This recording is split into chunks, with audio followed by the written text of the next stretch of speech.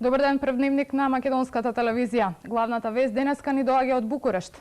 Токму така, Македонија официјално не доби покана за членство во НАТО алијансата.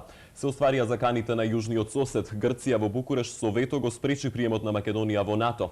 Иако ги исполни сите барања на алијансата, зашто доби официјално признание од членките на НАТО, сепак на крајот не ја доби поканата, што најави вчера американскиот председател Буш. НАТО треба да ги интензивира работата со Македонија за да осигура дека НАТО навистина го очекува денот кога Македонија ќе стане членка на Атлантскиот сојуз.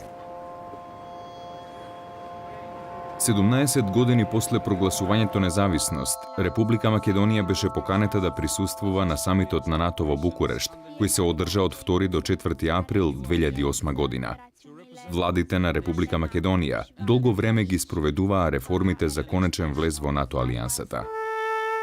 Откако сите препораки на НАТО беа исполнети, македонската делегација сосема оправдано ја очекуваше поканата за членство која требаше да се оствари. Но тоа не се случи.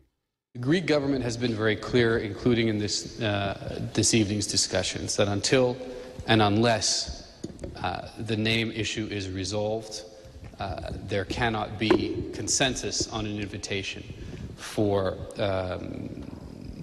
the former Yugoslav Republic of Macedonia to begin accession talks. Заради проблемот што го има со нашето име, Грција стави вето на оваа одлука и Македонија остана надвор од алијансата. Грција го искористи правото на блокирање на вето.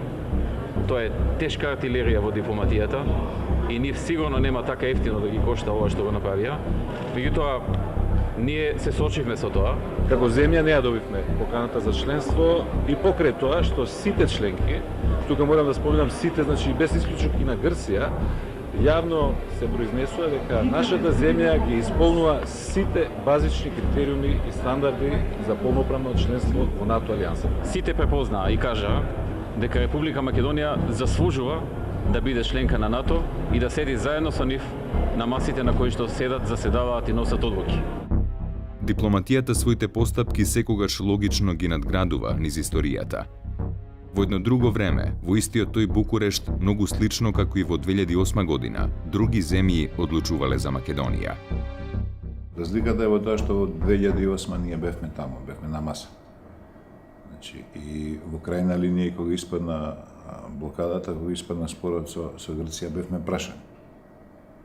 Значи, можевме да прифатиме, можевме да одбиеме. 913 нас не нема таму, затоа што во тоа време во Македонија не постои организирана сила која што би го извела тој процес и за нас е одлучувано без наше присуство. Така да допирните точки што и во двата Букурешта, 913 и 2008 година се случува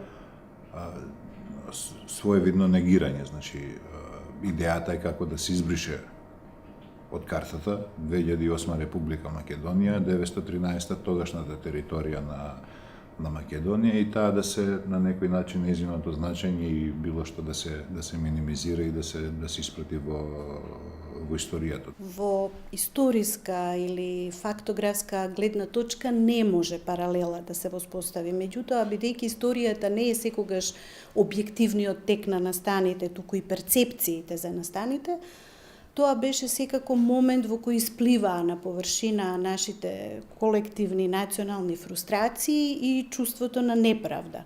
Особено кога за судбината на Македонија се одлучува на дипломатска маса помеѓу големи сили. Овој пат во 2008 Македонија имаше надежи дека конечно ќе влезе во тој клуб на нации како рамноправна, меѓутоа бидејќи тоа не се случи, го доживеавме сите на свој начин болно, дури ние кои не сме баш за НАТО алијансата. Иронијата на чуден начин судбински ја поврзува Македонија со Букурешт.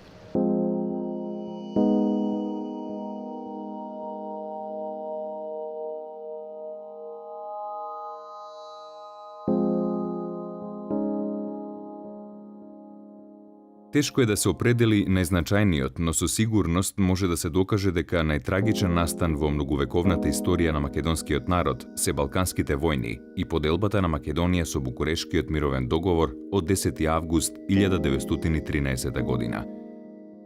Во текот на дипломатските прекројувања на територијата на Македонија, големите сили и соседните држави поседувале докази дека на територијата што ја делат живее посебен македонски народ и македонска нација, но ги криеле и фалсификувале доказите заради остварување на своји политички цели. Во архивите на европските дипломатски центри во Париз, во Лондон, во Рим, во Москва, во Атина, во Истанбул се наоѓаат бројни сведоштва за македонското прашање, почнувајќи од Берлинскиот конгрес 1878 година до Балканските војни, кои сведочат за експанзионистичка политика на соседните балкански држави, именно за подготвување и окупација, поделба и анексија на територија на Македонија и за асимилирање на македонското население. Таквите документи најчесто не се во интерес на современите политики на државите и најчесто сакаат да ги негираат под изговор дека можат да го нарушат мирот помеѓу балканските народи денес. Приказната од нивна гледна точка е затворена и во таа приказна за жал не постои Македонија, не постои македонски народ и мислам дека воопшто тоа прашање во нивната перцепција не е некое големо прашање. Тие дури мислам дека во своето, ако сакате, дури оправдување, амнестирање од сопствената историска одговорност, бидејќи била актери на тие настани, дури денес не прават никаква корелација со она што и се случува на Македонија. Букурешкиот мировен договор е последица на многубројни претходни билатерални договори помеѓу балканските држави, но исто така и на многубројни вооружени судири кои во Македонија континуирано се водат од Горноџумајското востание во 1902 година, од Илинденското востание во 1903 година, од Младотурското востание 1908 година, па се до Првата и Втората Балканска војна во 1912 и 13 година. Балканските држави ја објавиле војна на Турција со цел да ја прераспределат Македонија и останатите балкански владенија на Отоманската империја. Тоа всушност представувало еден вид на примамлива понуда за македонците да се вклучат во редовите на балканските војски како доброволци, но во суштина таа војна не е ослободителна војна, туку војна за ново прераспределување на Македонија и нејзино потпаѓање под власта на балканските држави. Првата Балканска војна започнала на 8 октомври 1912 година, откако Османлиската империја го одбила ултиматумот на Балканскиот сојуз, формиран помеѓу Србија, Бугарија, Грција и Црнагора, во кој ултиматум се барало од Османлиската империја веднаш да го исполни членот 23 од Берлинскиот договор од 1878 година и да воведе реформи во Македонија. Берлинскиот договор со член 23 и член 62 дава можност за конституирање на Македонија во форма на политичка и верска автономија во рамките на Османлиската империја. За Балканскиот сојуз, ултиматумот представувал само изговор за започнување војна против Османлиската империја, особено ако се има предвид дека Србија и Бугарија уште на 13 март 1912 година потпишале тајна спогодба за поделба на територии на Македонија под арбитража на рускиот цар. Напуштајќи ги своите стари идеи за неделивоста на Македонија и за исклучителното право на Бугарија врз цела нејзина територија, бугарската влада всушност докажала дека ниту Македонија е бугарска, ниту пак македонците се со бугарско потекло. По Сан-Стефанскиот прелиминарен протокол, во заграда ќе кажам дека тоа е протокол, иако пропагандата, па и ние користиме терминот договор. Тоа е протокол. По тој протокол Бугарија се охрабрила да сака цела Македонија. Таа била свесна дека Македонија не може да ја добие целата, од една страна, заради спротивоставането на самите македонци.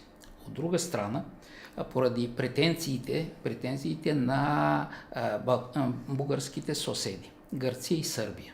Па затоа Бугарија тактизирала. Големите сили поделени во два блока пред Балканските војни, во блокот на централните сили и во Сојузот на Антантата, во главно ја нуделе територијата на Македонија на балканските сојужнички со цел да ги привлечат кон остварување на нивните државни политики во однос на овој балкански конфликт. Работата е што балканските земји, сојузниците од првата балканска војна, Грција, Бугарија и Србија, всушност, они си имаат своји планови, своји идеи, тоа е територијално проширување, меѓутоа во суштина сите тие играат за големите сили и пресметката на големите сили, на една страна Русија, на друга страна западните сили се пресликува на територијата на тогашна Македонија.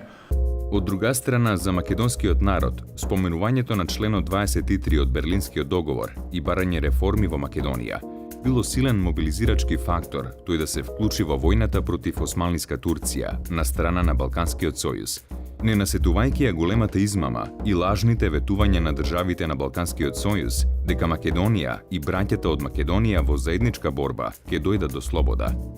Бугарскиот политичар Александар Цанков запишал: Ниту Европа, а најмалку балканските држави можат да воведат реформи во Македонија. Тогаш каква е судбината на оваа напатена земја? Може ли во такви услови да се надева на странска помош од балканските државички, кои во своите акции строго се контролирани однадвор од европските сили, со што нивната судбина е еднаква со судбината на Македонија? Не. Прво затоа што Европа подготвува поинаква судбина за османлиска Турција и второ, бидејќи ниту Бугарија, ниту Србија не се способни за тоа. Пред се, нашите и бугарските и српските стремежи немаат морално чиста основа. И ние, и србите, и грците, со своите и најмали аргументи за претензии кон Македонија, ниту сме способни, ниту пак доброволно ќе одиме да војуваме со Турција, од една братска желба да му дадеме слобода на еден страдалнички народ, зашто нашите погрешно разбрани стопански и политички интереси не наведуваат да имаме поинакво однесување. Да криеме ли и зошто се мачиме да го лажеме светот дека ние ќе спроведуваме освојувачка политика кон Македонија? Тврдам дека се тоа добро го знаат некои македонски дејци и јасно согледуваат дека на Македонија не ја останува ништо друго освен сама да војува за својата слобода. Александар Цанков, тој е социјалдемократ. И тоа е интересно, дека кога е на 25 години, пишува една книга, не голема книга, околу 100 страни, Македонското прашање и Балканскиот сојуз. Таа книга беше непозната на македонската јавност. Во 2008 година професорот Васил Туциновски ја најде во Софијската народна библиотека Кирил и Методи, а потоа, веќе кога повторно отиде во Софија, книгата ја немаше. Али тој успее да ја донесе и во истата 2008 година беше објавена на македонски јазик. Сега во таа книга е многу актуелна. Таа книга е пишана за денес. Во неја Александар Цанков пишува за македонците како посебен народ. Пишува за тоа, за измамата која прави бугарската пропаганда врз македонците. Пишува за тоа дека Македонија мора да добие автономија и во иднина Македонија да служи како алка за идниот Балкански сојуз. За активно вклучување на македонскиот народ во војната најмногу придонело обновувањето на ВМРО со старото име и програмските документи од 1911 година. По писмен пат е избран Централен комитет, во кој влегле Тодор Александров, Христо Чернопеев и Петар Чаулев, а Александар Протогеров бил резервен член на Централниот комитет. За задгранични представници били избрани Тодор Лазаров и Павел Христов. Централниот комитет на ВМРО донел одлука да се испратат чети во сите 5 окрузи. За главен инспектор на сите војни формации бил одреден Христо Чернопеев. Свесна дека се уште нема доволно оружје, а и бројно не може да се мери со османлиската војска, во деновите кога се навестувало дека во скора иднина балканските држави ќе почнат војна против империјата, ВМРО ги менувала тактиката и методите на борбата. Со мали чети составени од 4-5 четници се вршеле диверзии на железничките комуникации и други објекти. На тој начин се мислело дека ќе се заинтересираат големите сили и ќе интервенираат да се подобри положбата на народот во Македонија. Македонците со големи очекувања го дочекале почетокот на Балканските војни, пред се на првата Балканска војна. По виците на балканските држави дека конечно ќе дојде до ослободување на Македонија, ги мобилизирале македонците во редовите на сите балкански војски. Голем дел од македонците се пријавиле како доброволци и во редовите на српската, грчката и особено бугарската војска. Во редовите на бугарската војска се формирало едно посебно така наречено македоно-одринско ополчение кое што броело некаде околу 14.500 војници, македонци по националност, поранешни комити и војводи на внатрешната македонска револуционерна организација. Напоредно со македоно-одринското ополчение се активирали и четите на внатрешната македоно-одринска револуционерна организација, која што во колективната меморија на македонскиот народ е позната под името ВМРО. Во тој временски период, како клучна фигура во македонското револуционерно движење и во ВМРО се истакнал Тодор Александров. Четите на организацијата, уште во првите почетни денови кога била објавена војната на балканските сојузници против Отоманската империја, самостојно ослободиле повеќе населени места и градови на територијата на Македонија. Како пример ќе ги дадеме ослободувањето на градот Крушево неколку дена пред да дојде српската војска во градот од страна на Крушевскиот војвода на ВМРО. Понатаму ослободувањето на градот Велес, ослободувањето на градот Охрид од страна на четата на Петар Чаулев, ослободувањето на најголемиот дел на селата во Костурско од страна на четите на Васил Чакаларов и останатите костурски и македонски револуционери.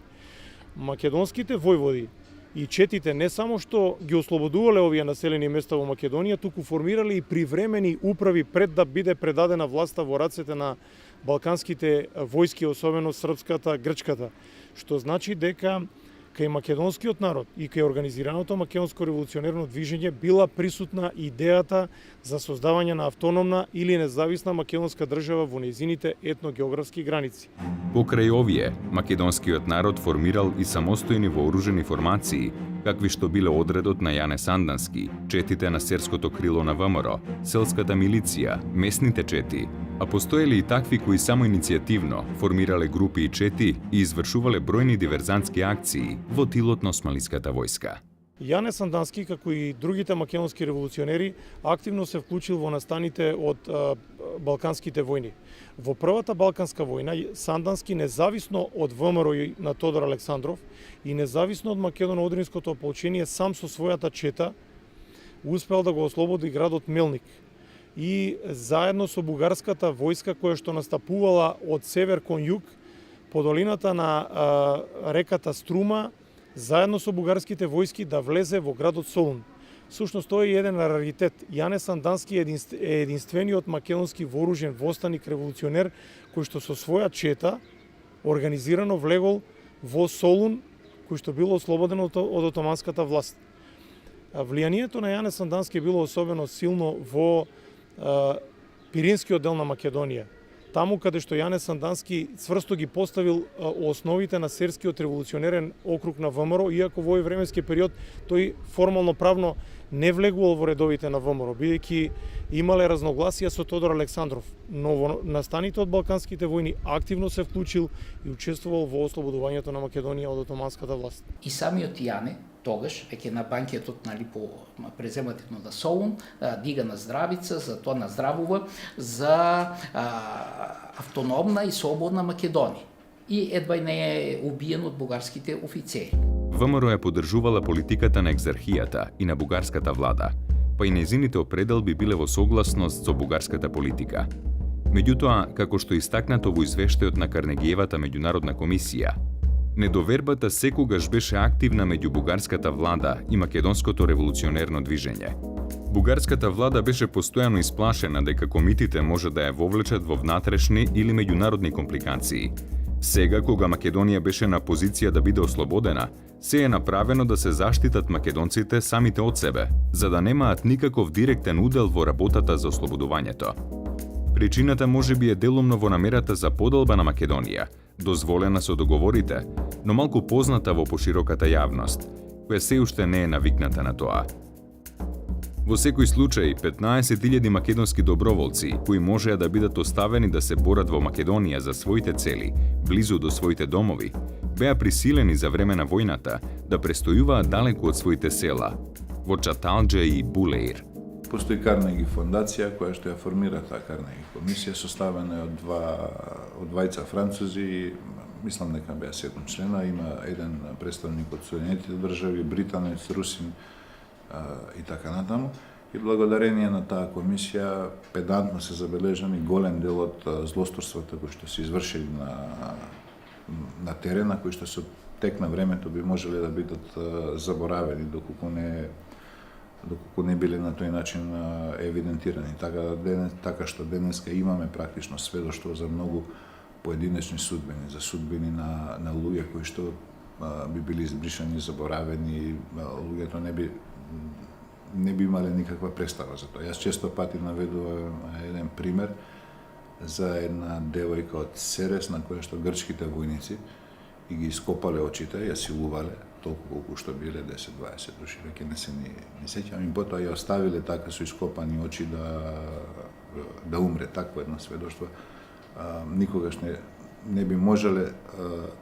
Не е толку битно сведоштвото во крајна линија, колку што е битно да се ослика намерата и однесувањето на тие војски во тоа време, а тоа не би постоело доколку не била оваа Карнеги комисија. Кога веќе станува збор за сето она што се случувало од таа хумана или ако сакаме нехумана страна на војната, нели надвор од оние големи интереси кои се прекршуваат околу Македонија, се случува она што се случувало во секоја војна. Еден од тие сведоци ми се чини помалку и запоставен во своите тие практично новински извештаи кои ги праќало тоа време е Лав Троцки.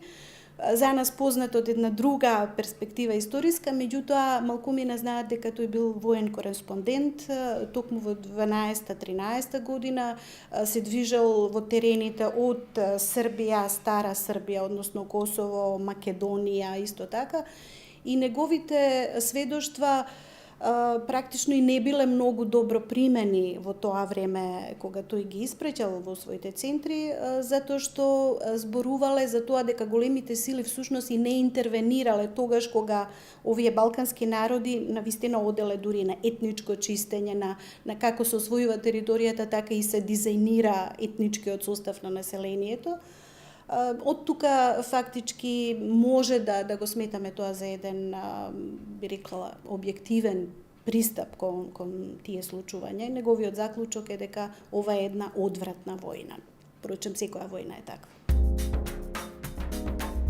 Македонските револуционери и борци за слобода особено се истакнале во борбите за време на Кумановската битка на 21. октомври 1912 година, за што сведочи извештајот на османлискиот маршал Чакмак, кој испратил телеграма до претпоставените, во која пишувало: Во Калиманци се водат тешки борби со македонските доброволци. Ќе биде многу тешко доколку веднаш не испратите еден полк. А Карнегиевата комисија известувала: Она што беше наталожено е загубата на Македонија заради профитот на сојузниците. Стравот од вистинското ослободување на македонската нација донесе освојување од спротивставените страни. Во јануари, македонските легионери на генералот Генев започнаа да ја обвинуваат бугарската влада дека го измами народот за да ја продаде Македонија. Бугарија води двојствена политика. Од една страна, бугарската пропаганда во Македонија тогаш е трубела дека подпишаниот договор меѓу Србија и Бугарија е за тоа Македонија да биде ослободена и да добие автономија. А знаеме, нали, тоа таен прилог, нали, кој е баш за дележ на Македонија. Со тоа голем дел од македонците се измамени. Истовремено во самата Бугарија, па тогаш тази можеме да кажеме директно, нали, таа така шовинистичка пропаганда велела за тоа за ослободување, видите каков контраверзен лозунг, ослободување на Македонија и припојување кон татковината. И секој од тие пропаганди, и српската и грчката, Нали, за тоа зборили ослободување и припојување. Сега ослободување, кога ослободиш некој, нали, припојувањето не е ослободување.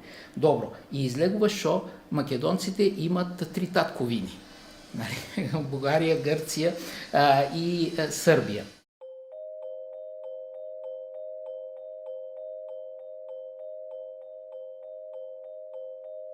Има потреба тука да се изјаснам за несогласувањата кои можат да излезат во прв план, а кои сега постојат меѓу европските и балканските дипломати за конечното разрешување на македонското прашање.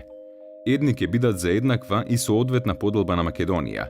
Наша Бугарија претендира за незино целосно присоединување кон кнежевството, а исти такви претензии имат и Грција и Србија, како вродено да го има своето право на Стара Србија и на Солун. Видливо е дека до неодамна и европската дипломатија беше приврзаник на поделбата на Македонија. Таа вака си ги представуваше работите.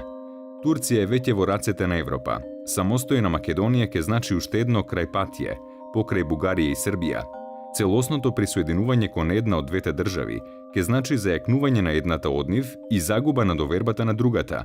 А поделбата на Македонија, поради незините специфични етнографски и стратегиски услови, никогаш нема да ги задоволи трите држави – Бугарија, Србија и Грција. Со тоа националните непријателства ќе се заострат уште повеќе, ќе се засилат борбите и на Балканскиот полуостров повторно нема да има мир. Првата Балканска војна завршила со подпишување на мировен договор во Лондон на 30 мај 1913 година.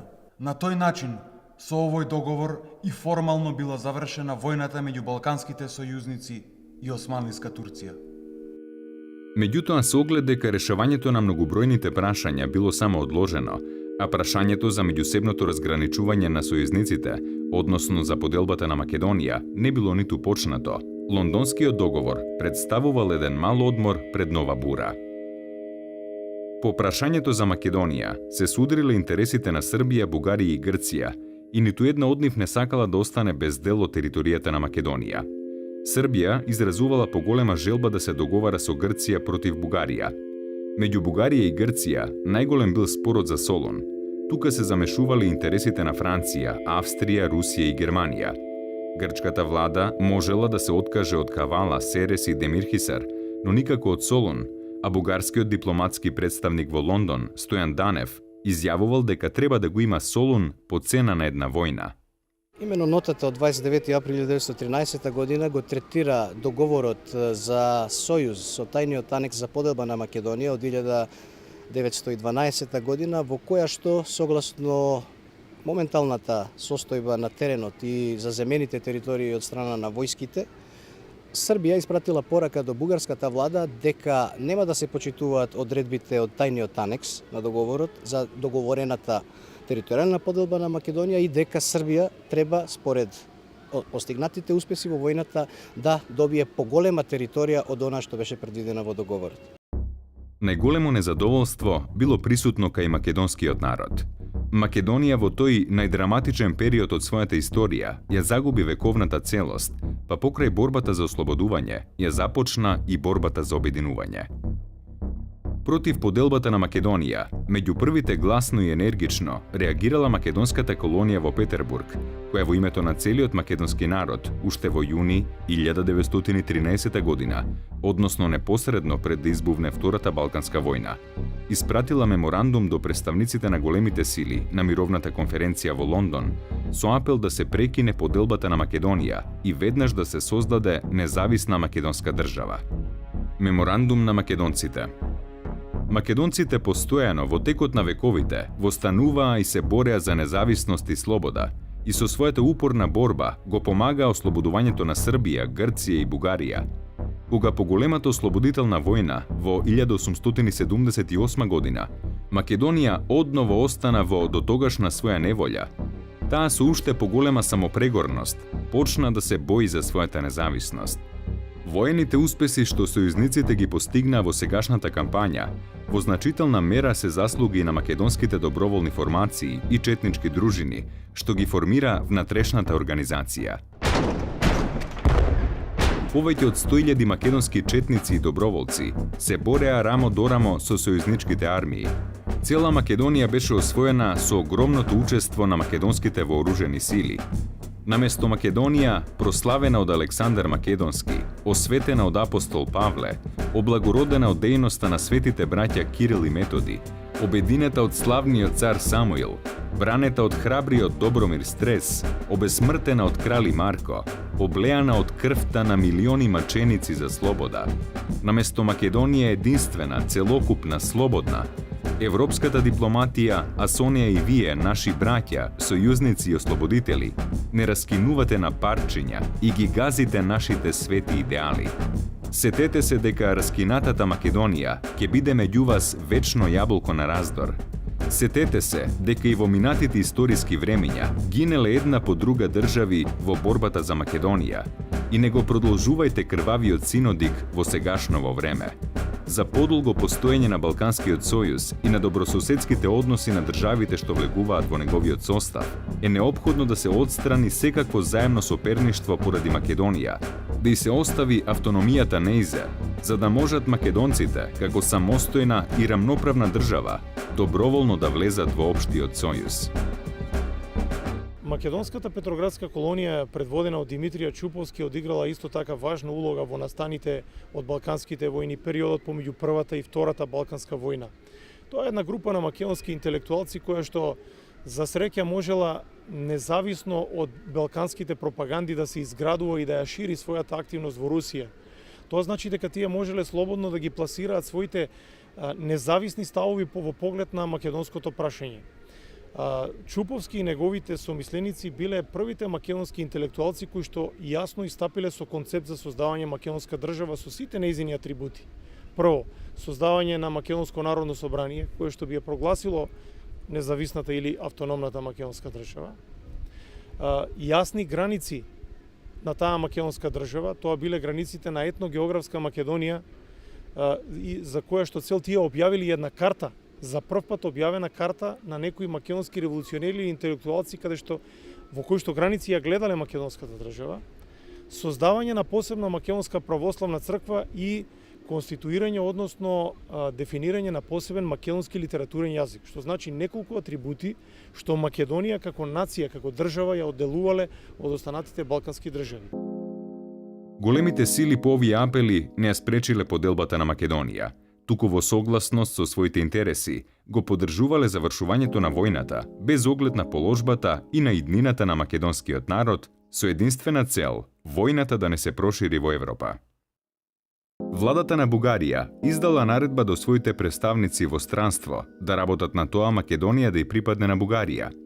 Поради тоа биле испратени повеќе представници на бугарската влада и представници од македонските организации во Бугарија да патуваат во странство заради убедување на странските влади дека е потребно Македонија да ја припадне на Бугарија.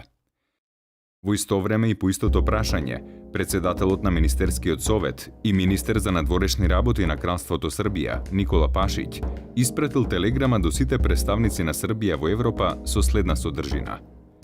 Бугарија се обидува да ја реализира идејата за автономна Македонија, кога веќе не можела да ја задржи за себе.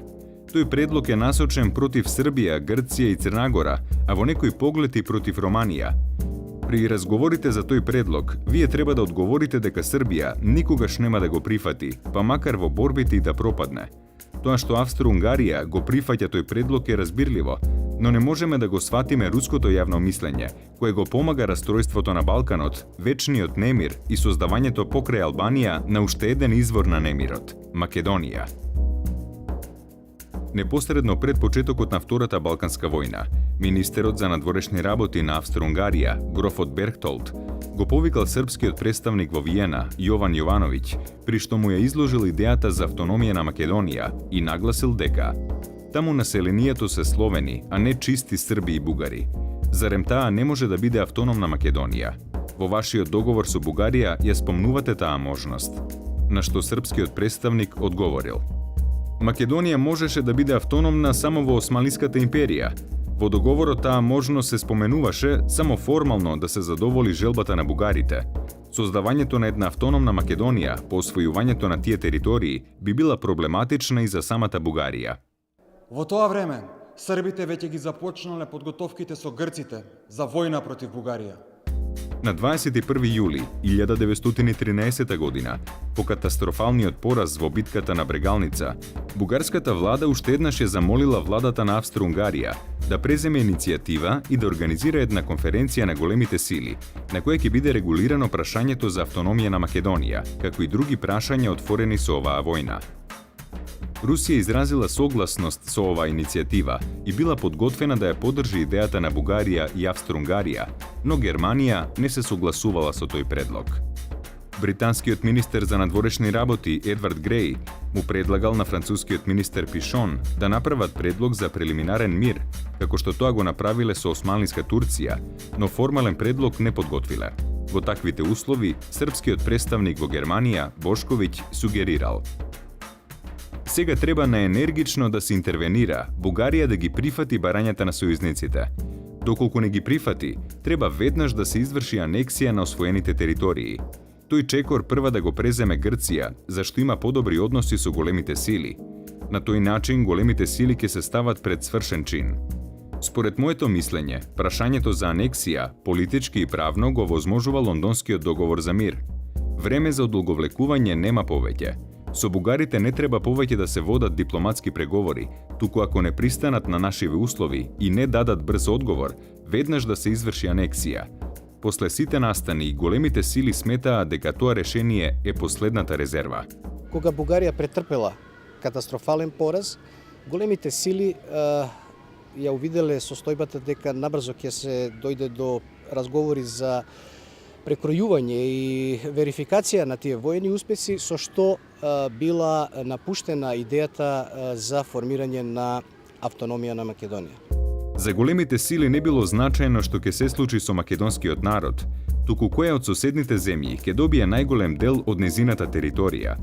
Повеќето европски држави претпоставувале дека официјалните барања на Србија во однос на територијалните проширувања ќе бидат поумерени од грчките. Затоа ги поддржувале незините барања и ја поттикнувале српската влада да истрае, ветувајќи дека ќе добие целосна поддршка. Особено силна поддршка ветувал францускиот министер за надворешни работи Пишон, кој во таа смисла дури вршел и притисок врз српската влада. Австро-Унгарија како една од најинволвираните големи сили во Балканскиот судир, именно се плашела од претераните барања на српските и на грчките делегации во однос на мировна конференција и подоба на територии, но непосредно пред почетокот и после поразот на Бугарија сепак увидела дека србите нема да бараат прекумерна територија во Македонија, а дека именно таквите барања ќе ги постави грчката дипломатија. Но кај австро-унгарската влада сепак преовладувал ставот дека на Србија треба да и се одземе поголем дел од освоените територии, за да не стане преголема и пресилна и да ја принуди Австро-Унгарија на јужните граници постојано да биде во подготовка за борба, а во Босна и Херцеговина да одржува големи сили и многубројни утврдувања. Непринципиелноста на австро-унгарската влада се потврдила и со тоа што македонското население, кога биле во прашање бугарските интереси, го нарекувала бугарско, а кога ги застапувала грчките интереси, тоа било словенско. Поради се ова, Австро-Унгарија изјавила дека ќе бара ревизија на престојната спогодба од страна на големите сили, доколку не бидат задоволени незините ставови по тоа прашање. На тој начин настојувала да го спречи ослабувањето на Бугарија, дури со тоа би и помогнала и да се засили и покрај поразите на бојното поле. Според Берхтолд, суштината на спротивностите меѓу Австро-Унгарија и Србија била во тоа што српската политика, откако во Србија на власт дошла радикалната партија, почнала да ја остварува големо српската идеја за обединување на сите срби во единствена национална држава Србија и со тоа тежнеела од Австро-Унгарија да ги одвои областите кои биле населени со срби. Остварувањето на големо српската програма ја водело Србија во конфликт со Австро-Унгарија. Поради тоа Берхтолд излезот го гледал единствено во тоа Србија со сила, односно со вооружена акција, да се принуди да се повлече од своите големо српски амбиции и да и стане лојална на Австро-Унгарија. Русија се залага за Србија. Бугарија исто така мисли дека Русија ќе ја даде подкрепа И навистина Русија дава подкрепа Бугарија да добие еден голем заем од френски банки за да може да води војната. Бугарија истовремено мисли за подкрепа од страна на Русија, ама и од страна на Австрија. Значи, како секогаш, нали, седи и на два тоа столчиња, нали, и така. Русија подкрепа Србија, истовремено Русија и Франција подкрепат Руманија, за војни на Руманија да се приклучи кон нив, и тоа става. Така, тие имат подкрепа, Грција има подкрепа на Велика Британија, а во еден момент, нали, по роднинство, има подкрепа и од германскиот кајзар. Така што е, нали, состојбата околу Балканските војни. Француската влада се сомневала во можноста за создавање на автономна Македонија, сметајќи го таквото барање за нереално. Сличен став зазели и владите на Русија, Италија и на Велика Британија. Тие биле против создавањето на автономна Македонија, затоа што во тоа го гледале интересот на Австро-Унгарија, како и нејзиниот план за идните комбинации за продирање кон исток. Велика Британија сметала дека во тој момент веќе било доцна за остварување на таквата идеја, а и доколку би се остварила, тогаш таа секогаш би била јаболко на раздорот. Прашањето за создавање автономна Македонија не било поставено во официјална форма на мировната конференција во Букурешт. Големите сили немали интерес да се создаде автономна Македонија. Единствено Австро-Унгарија ја поддржувала идејата на Бугарија, но само доколку таа може да се оствари како алтернатива на евентуалната поделба на Македонија меѓу Србија и Грција. Иако српската и грчката војска длабоко навлегле на територијата на Бугарија, сепак на конференцијата во Букурешт, Србија и Грција се согласиле пиринскиот дел на Македонија да и припадне на Бугарија. Сметале дека тоа е помала загуба, отколку да се создаде автономна Македонија во незините граници. Штитејќи ги своите интереси, големите сили ги поддржувале балканските држави во распорачувањето на Македонија и во раскинувањето на македонското национално ткиво. Рускиот цар дури изразил подготвеност во случај на спор да учествува во поделбата на Македонија како арбитражен судија. Се тоа давало силен поттик за разграбување на Македонија. Ако пред 100 години сите тврдат дека не постоел македонски народ, а нели историјата ја пишуваат победниците, оние што можат, или како што вика еден познат политичар, историјата е институционализирана меморија на еден народ, а бидејќи македонскиот народ немал држава и немал институционализирана меморија, се потпираме на нивните тие, да речам, тврдења и од тој момент, од таа точка на негирање на воопшто постоење на македонците како актер на балканските војни, до денешниот момент во кој фактички ви велат променете го името, па тогаш ќе бидете добре дојдени во нашето друштво.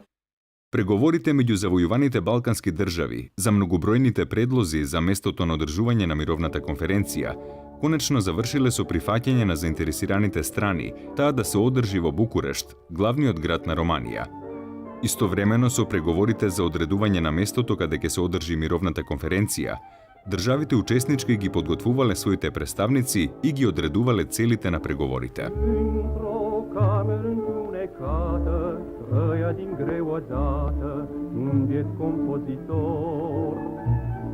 Lumea nici nu vroia să asculte cântecele lui multe, pline de vis și dor. Însă florile din câmpie îl îndemna să scrie. Српската и грчката влада имале цел да добијат што поголема територија од Македонија, од онаа која била предвидена со подпишаните билатерални спогодби непосредно пред војната. Видете, на Букурешката мировна конференција учествувале профили на многу моќни и влијателни политичари во балканските држави. Ако тука го споменеме фактот дека присуствувал грчкиот премиер Венизелос, еден способен политичар од грчкото политичко милје, кој што долги години бил влијателна фигура на грчката политичка сцена. Тука присуствувал неизбежниот Никола Пашич, српски политичар кој што со години се наоѓал на владеачки позиции во Србија и понатаму во кралството на србите, хрватите и словенците. Значи, балканските држави ги праќале своите највлијателни политички фигури и пред се председателите на влади или министрите за надворешни работи. Тоа доволно говори дека тие обрнувале големо внимание на Букурешката мировна конференција, но за волја на вистината треба да се каже дека Букурешкиот мировен договор е еден многу штур документ, подпишан на неколку страници, со неколку протоколи кои што воопшто не го тангирале или не го засегнувале решавањето на македонското прашање. На ниту една од пленарните седници на Букурешката мировна конференција не се разговарало за македонското прашање и како државно, или како национално, или како малцинско прашање. Бугарската влада била во многу неповолна положба. Таа сакала да се почитуваат билатералните спогодби. Бидејќи нејзината војска била поразена, Бугарија настојувала да го наметне принципот на територијална рамнотежа меѓу државите на Балканот, очекувајќи дека за тоа ќе добие поддршка и од големите сили. За состојбата во Бугарија пред заминувањето за Букурешт, многу сликовито говори Симеон Радев, роден во Ресен, Македонија, член на бугарската делегација на мировната конференција во Букурешт. Во своите текстови тој запишал: Мисијата која ни ја постави бугарската влада беше тешка, трагична. Добруджа предвремено отстапена, се преку Вардар веќе изгубено. Од нас сакаат во Букурешт да бараат нови поболни жртви. Што ќе ни остане од Македонија? Што можеме да зачуваме од Егејскиот брег? Иднината стоеше пред нас како темнина, полна со непознати опасности. Од победниците можевме да очекуваме само жет за грабеж и одмазда. Од тие кои се канеа да ни помогнат, не слушнавме подсврст збор. Никакви големи илузии не ни беа дозволени. Поаѓајќи од Софија, ние знаевме дека одиме на една Голгота. Во бугарската делегација имаме еден македонец по националност, Симеон Радев, човек кој што долги години бил на чело на бугарската дипломатија, ја кроел политиката на Бугарија во поглед не само на македонското прашање, туку воопшто и нејзината надворешна политика.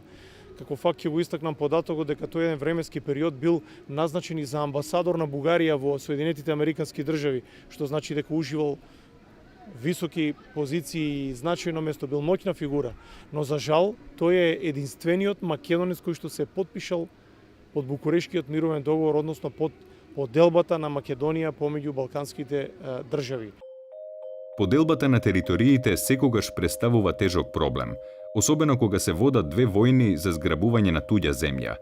Дипломатската војна меѓу балканските земји за македонската територија почнала непосредно по Берлинскиот конгрес во 1878 година. Професорот Гибонс во својот труд Новата карта на Европа, студија за современите европски национални движења и војни, истакнува дека главната жртва на интригите на Берлинскиот конгрес беше Македонија. Иднината на Македонија стана главен извор на судири меѓу Австро-Унгарија и Русија и меѓу балканските држави. Во Атина, Софија, Белград, Букурешт и Цетиње, дипломатите на Русија, Австро-Унгарија и Османлиска Турција од сабајлината на Берлинскиот конгрес до предвечерието на сегашните балкански војни играат игри едни против други, настојувајќи секогаш да ги искористат балканските држави како пиони во нивниот користољубив судир. Често пати ми се случува да се сетам на повеќе реминисценции од тоа време и искажувања, меѓутоа секогаш најјасната дефиниција ми доаѓа од страна на црногорскиот крал Никола. Дадена е ова дефиниција 907 година, значи пред Балканските војни, меѓутоа гласи: Балканот и балканските народи се секогаш паричка за подкусурување во трансакциите на големите сили. Тоа се случува и денес. Големите сили не се промените, односно меѓународниот поредок кој се заснива на моќ, а не на меѓународно право и правда, е тој што постои денес. Тие денес се преименувани во некакви нови сојузи, некако тогаш го имаме големиот играч Америка, кој и тоа како има интереси, како тие ги викаат национални интереси на Балканот. Така што Балканот мора да смета на тоа дека одредени големи сили секогаш ќе се обидуваат своите национални интереси да ги остваруваат на сметка на балканските. А балканските народи се доволно, ми се чини, се уште наивни да веруваат во искрени пријатели, големи сојузници и така натаму, да не го видат можеби некогаш и регионалниот интерес, а да се повладуваат по големите интереси на големите сили.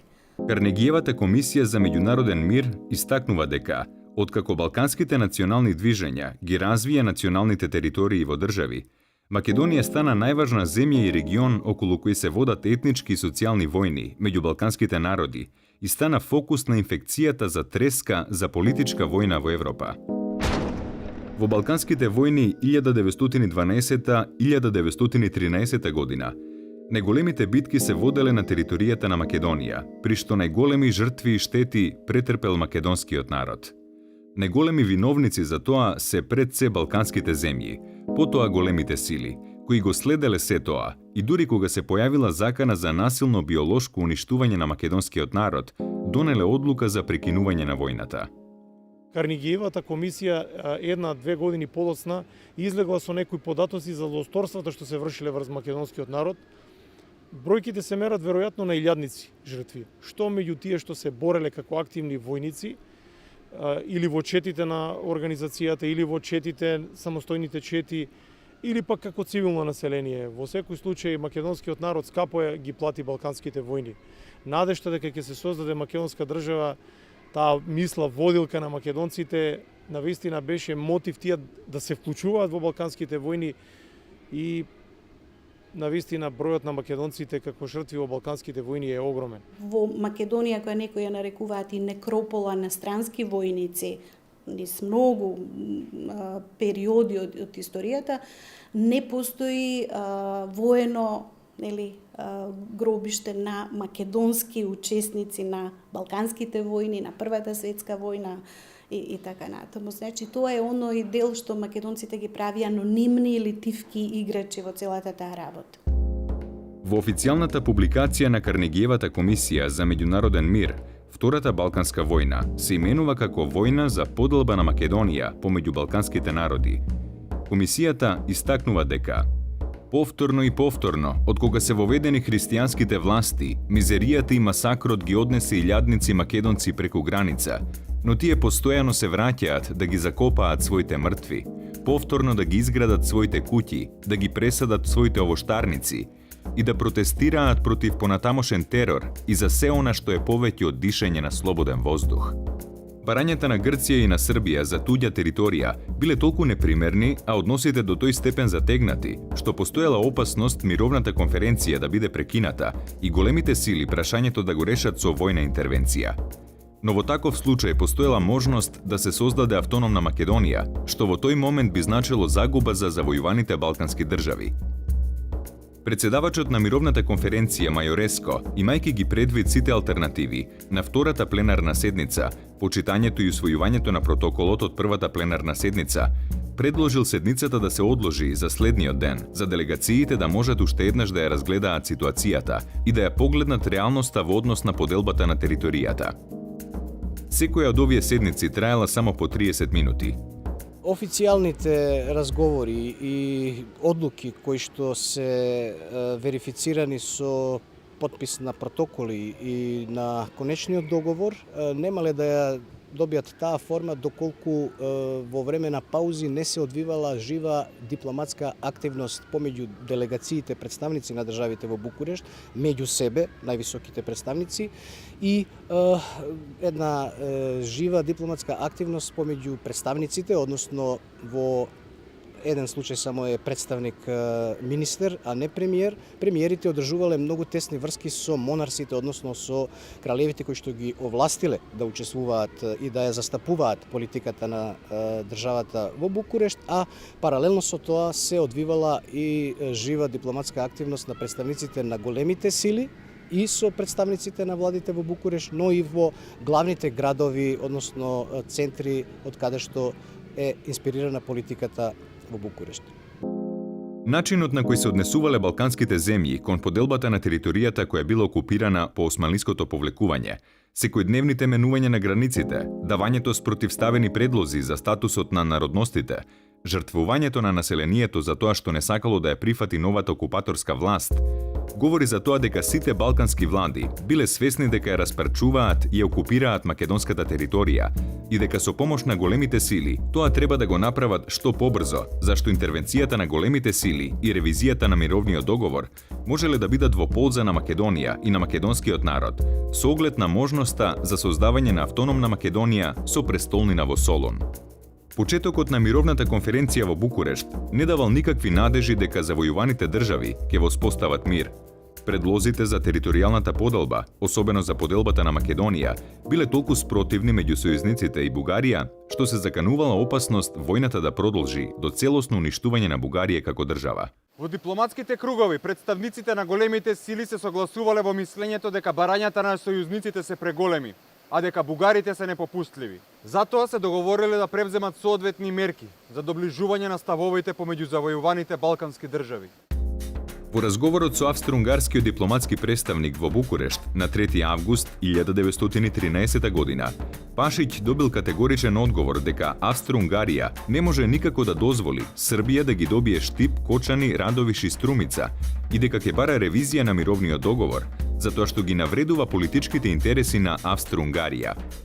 Врз српската делегација, такви слични влијанија вршел и рускиот дипломатски представник во Букурешт, кој имал постојани директни врски со неа, а притисок правел и преку романската влада. Шебеко му сугерирал на Пашиќ да направи се што може за да се постигне спогодба со Бугарија, но Пашиќ го отфрлил предлогот на Шебеко. Пашиќ очекувал дека Бугарија ќе мора да ги прифати сите барања кои ќе ги постават Србија и Грција во однос на поделбата на територијата на Македонија. Меѓутоа, Бугарија зазела став од Србија и од Грција да го добија тоа што го загубила на бојното поле, а со Романија да склучи сепаратна спогодба, давајќи согласност за територијата која таа ја барала. За таквиот став, бугарите очекувале поддршка од Русија, Австро-Унгарија и од Романија. Грчката делегација останала упорна во незините барања, особено кога во прашање била Кавала. Францускиот министер за надворешни работи, Пишон, се обидел преку српската влада да влие на грците за да ги намалат нивните барања. Но тие се заканувале со нови барања. Пашиќ не сакал во прашањата помеѓу балканските земји да се мешаат големите сили. По тоа прашањето имал голема поддршка од Венизелос. Уште од почетокот на мировната конференција, двајците успеале да им го наметнат принципот Балканот на балканците, со што го исклучиле нивното непосредно учество во преговорите. Србите одлучиле да ги намалат нивните барања, но воедно очекували попустливост од страна на бугарите. Борбата околу тие позиции спогодби предстоела и таа се водела во текот на целото траење на мировната конференција. Конечно, текстот на мировниот договор бил формулиран, изработен и усвоен на 10 август 1913 година, а го потпишале сите држави учеснички на мировната конференција во Букурешт. Србија ги добила вардарскиот дел на Македонија, Косово, дел од Метохија и дел од Санџак.